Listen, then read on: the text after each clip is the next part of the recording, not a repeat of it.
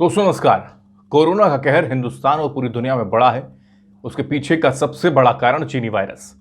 लेकिन चीन आज तक इसको मानता नहीं। पिछले कई दिनों से चीन लगातार कोशिश में लगा है कि भारत को कैसे न कैसे करके नुकसान पहुंचाया जाए।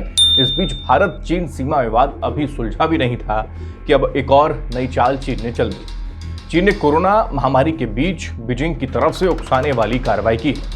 चीनी सेना ने उसी गलवान घाटी के आसपास अभ्यास शुरू किया जहां पर पिछले साल खूनी हिंसा हुई थी।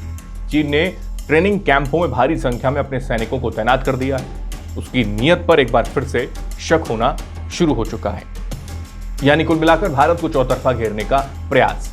मिली जानकारी के अनुसार चीन की पीपल्स लिबरेशन आर्मी यानी कि पीएलए पूर्वी लद्दाख में अपनी उपस्थिति बढ़ा रही है। चीनी यहां कई सालों से गर्मियों में अभ्यास कर रहे हैं और पिछले साल भी ऐसा ही कुछ हुआ था और फिर पूर्वी लद्दाख की ओर आक्रामकता के साथ वो बढ़ गए। रिपोर्ट में जानकारी मिली कि चीनी सैनिक अपने इलाकों में अभ्यास कर रहे हैं, लेकिन यहां से कुछ मिनट में वो भारतीय मोर्चे पर पहुंच सकते हैं। सबसे ज्यादा चिंता का विषय यही है। चीनी सेना के इस मूवमेंट में बेहद अहम बताया जा रहा है क्योंकि दोनों पक्षों के बीच हॉट स्प्रिंग्स और गोगरा में विवादित जगहों पर लेकर चर्चा चल रही है। पेंगोंग झील के इस बात से दोनों ने अपनी सेनाएं पीछे हटा दी। पिछले साल चीनी सैनिक अपनी पारंपरिक जगहों से हटकर पूर्वी क्षेत्र में बढ़ गए और तनावपूर्ण स्थिति पैदा हो गई। माना यह जा रहा था कि चीनी अपनी पुरानी जगहों पर लौट जाएंगे, लेकिन ऐसा हुआ नहीं। वो फॉरवर्ड पोजीशन पर बने हैं। उधर इस पूरे चक्रव्यूह को तोड़ने और चीन को माकूल जवाब देने के लिए हमारी सेना ने भी मोर्चा संभाल लिया है।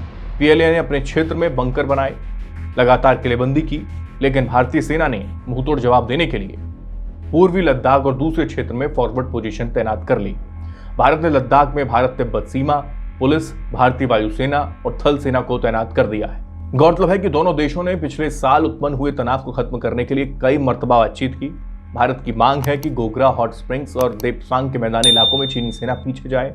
ऐसे में चीन की ये नई हरकत स्थिति को और तनावपूर्ण बना रही है। हालांकि कुल मिलाकर सरकार ने इस पर कुछ भी बड़ा बयान दिया नहीं, लेकिन चीन की इस हरकत को लेकर आप क्या सोचते हैं, आपकी क्या राय है, जरूर कमेंट बॉक्स में कमेंट करें और VH न्यूज को सब्सक्राइब करना ना भूलें। नमस्कार।